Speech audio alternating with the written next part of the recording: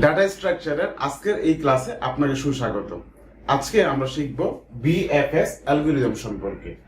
BFS মানে হচ্ছে breadth first search algorithm.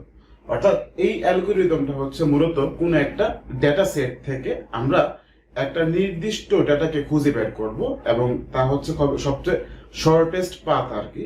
So এইটা মেইনলি আমাদের ডিরেক্টেড কিংবা আনডিরেক্টেড সকল প্রকারের গ্রাফ থেকে আমরা আমাদের টার্গেটেড একটা গোল নোডকে আমরা বের করতে পারবো। তবে এই গ্রাফটা ডিরেক্টেড হোক কিংবা আনডিরেক্টেড হোক উভয় ক্ষেত্রে আনওয়েটেড হবে, অর্থাৎ এদের মধ্যে কোনো ধরনের ওয়েট থাকবে না। তাহলে আমরা জাস্ট একটা সিম্পলি ক্যালকুলেশন করি, তাহলে আশা করি আপনি পরবর্তীতে যে কোনো বিএফএস অ্যালগরিদম খুব সহজেই বুঝতে পারবেন। আর বিএফএস অ্যালগরিদমের জন্য দুইটা মেইন বিষয় দরকার, একটা হচ্ছে কিউ এবং একটা হচ্ছে আনওয়েটেড গ্রাফ। সো এই জায়গায় আমরা একটা গ্রাফ দেখতেছি, এইটা ডিরেক্টেড বাট আনওয়েটেড, এন্ড সেকেন্ড হচ্ছে এই জায়গায় আমাদের একটা কিউ দরকার। সো এইটার জন্য আমরা অলরেডি একটা অ্যাডজেসেন্সি ম্যাট্রিক্স আমরা বের করে রাখছি। সো অ্যাডজেসেন্সি ম্যাট্রিক্স কিভাবে বের করতে হয় তা আমরা আমাদের প্রিভিয়াস ক্লাসে শিখেছিলাম। তাহলে চলুন শুরু করা যাক। সো এই গ্রাফটার জন্য আমরা জাস্ট একটা কিউ দিলাম, যে কিউ ওয়ান এবং কিউ টু। সো এটা হচ্ছে আমাদের স্টেপ ওয়ান। এই স্টেপ ওয়ানে আমরা দুইটা কিউ কে রাখি আর কি। সো এই দুইটা কিউ এর জন্য আমরা ফার্স্টে একদম প্রথম একটা নোডকে আমরা হচ্ছে রুট নোড ধরে নিব আমাদের ইচ্ছা মতো। সো আমরা একদম এ থেকে শুরু করি। সো এই জায়গাতে একটা রুট নোড হচ্ছে আমাদের এ, দেন এই জায়গাতে এখন পর্যন্ত আমাদের কোনো নোড নাই, অর্থাৎ নাল এটা। তাহলে এই স্টেপ টু তে আমরা যদি আসি, যে স্টেপ টু তে এই জায়গায় আমরা কিউ ওয়ান এবং কিউ টু, এইগুলি হচ্ছে এক একটা কিউ, অর্থাৎ যার মধ্যে আমাদের ডেটাগুলি সিকুয়েন্সিয়ালি থাকবে। সো এই যে এই নোড থেকে আমরা একে জাস্ট হচ্ছে পপ করবো, অর্থাৎ তুলে নিব আর কি।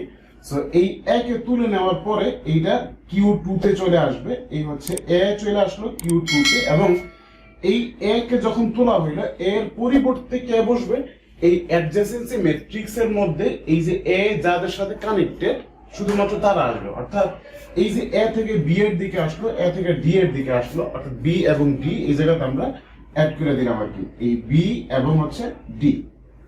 তাহলে আমাদের স্টেপ থ্রি তে কি হবে? সো স্টেপ থ্রি তে যা হবে এই জায়গা থেকে আমরা পপ করব। এখন পপ কোন জায়গা থেকে করব? জাস্ট এই যে আসছে একদম প্রথম মানটা, অর্থাৎ ইন্ডেক্স জিরোতে যে থাকবে তাকে আমরা তুইলা ফেলাবো আর কি, অর্থাৎ সে আগে থেকে বের হয়ে যাবে জাস্ট।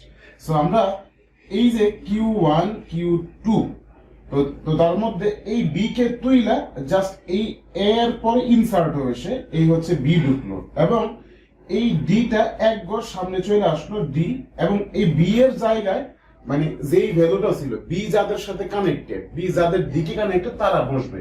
সো এই যে বি উঠার পরে বি এর জায়গায় ডিটা চলে আসলো, কিন্তু বি তো কানেক্টেড হচ্ছে সি এবং এফ এর জায়গায়।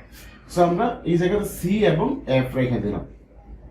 তাহলে আমরা এই জায়গাতে স্টেপ থ্রি তে দেখি। সো স্টেপ ফোর এ আমরা দেখি, তাহলে এই স্টেপ ফোর এ একটা হচ্ছে কিউ ওয়ান, একটা হচ্ছে কিউ টু। তাহলে এই জায়গায় আমরা এই কিউ ওয়ান থেকে জাস্ট ডি কে আমরা পপ করে দিই, তাহলে আমাদের এই এ বি এর পরে জাস্ট ডি এড হবে, এ বি এবং হচ্ছে শেষে ডি আমরা ইনসার্ট করে দিলাম। আর কিউ ওয়ান এর মধ্যে কি হবে, যে ডি তো আমরা অলরেডি কিউ টু তে নিয়ে আসলাম, রাইট?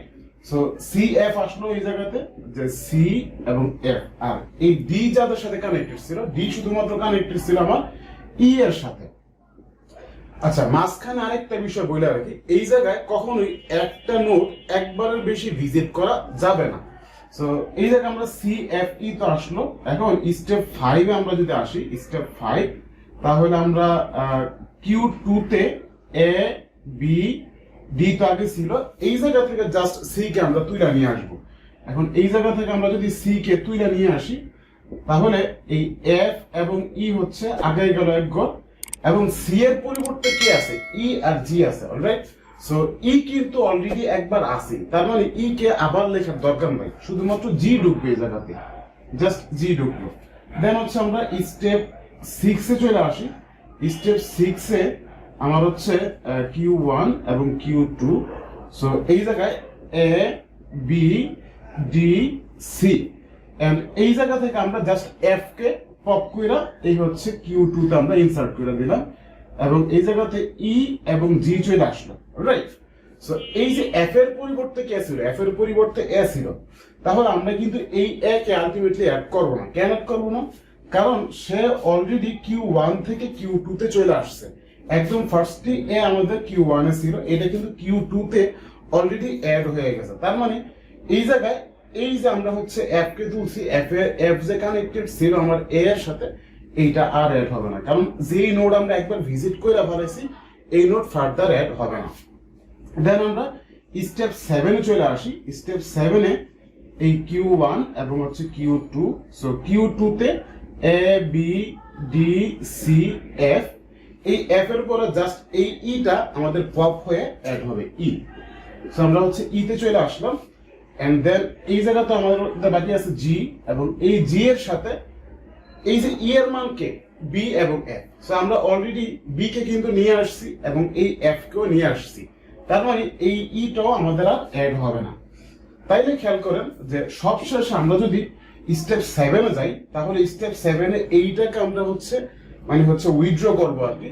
সো এই যে জি এর মান, হ্যাঁ, আমরা এই হচ্ছে স্টেপ 8 এ যদি আসি, স্টেপ 8 এ আসলে এই জায়গাতে এই জিটাকে আমরা যদি পপ করে দিই, তাহলে এইটা আমাদের হয়ে গেল নাল, এবং এইটা নাল হয়ে গেলে Q2 তে আমাদের যা হইল A B D C F E, A B D C F E, and finally এই জিটা কিন্তু উইথড্র হইল, অর্থাৎ পপ কইরা আমরা এই জায়গায় ইনসার্ট করে দিলাম।